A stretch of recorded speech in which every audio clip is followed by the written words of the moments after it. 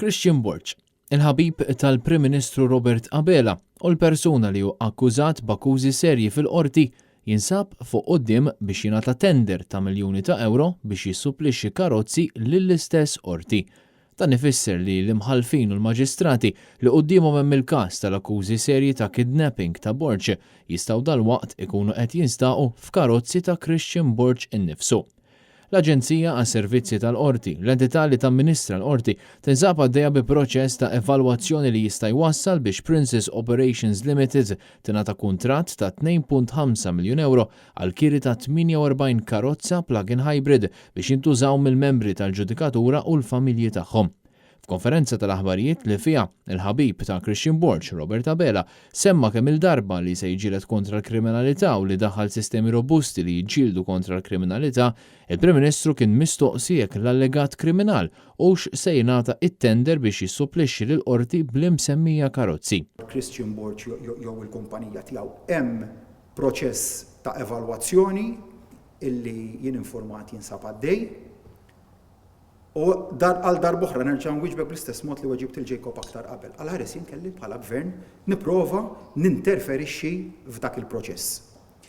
Ninsab konvint li dak il-kumitat ta' evalwazzjoni li qed jieħu konjizzjoni tal-offerti rispettivi se jqis il-fatturi kollha.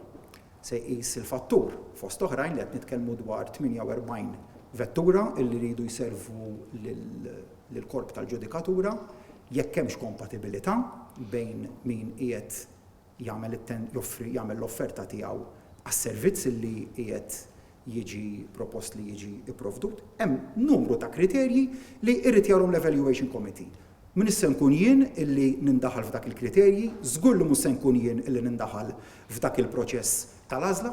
Wara l-ħruġ ta' tender f'Mejju li għadda, 3 kumpaniji applikaw biex ifornu karozzi lill-ġudikatura. It-tender għadu taħt evalwazzjoni iżda l-ammonti fl-applikazzjoni jpoġġu lil Borch fuq quddiem biex jieħu it-tender permezz tal-kumpanija Princess Operations Limited. Princess Operations hija kumpanija li Christian Borch għadda lil fotografu tal-Partit Laburista Joseph Kaminzuli. Madankollu, il-kumpanija għandha l-istess indirizz bħal Borch u l-istess ħabib tal-Prim Ministru jidher fuqha bħala segretarju u shareholder permezz ta' Princess Holdings Limited. Princess Holdings għad għandha lil Christian Borch bħala direttur, shareholder, segretarju u rappreżentant legali. Però, minkejja li Borch qed jaffaċċja akkużi serji, Princess Operations tħalli tagħmel offerta għat-tender tal-karozzi tal-maġistrati u l-imħalfin. Finalment, dak it-tender jieħdu min tiddeċiedi l-għandi jieħdu il-qorti tal-Appell Superjuri. Mela dan hu proċess li b'mod definittiv se jingħalaq mill-ġudikatura u hija l-ġudikatura li se tiddeċiedi lil min għandha tagħti it-tender skont il-kriterji naturalment illi jkun hemm stabiliti li se jkunu qed iformu l-vetturi li se tkun qed tuża hija stess. Ċertament għal darb'oħra mhux se nħarsu lejn uċuħ.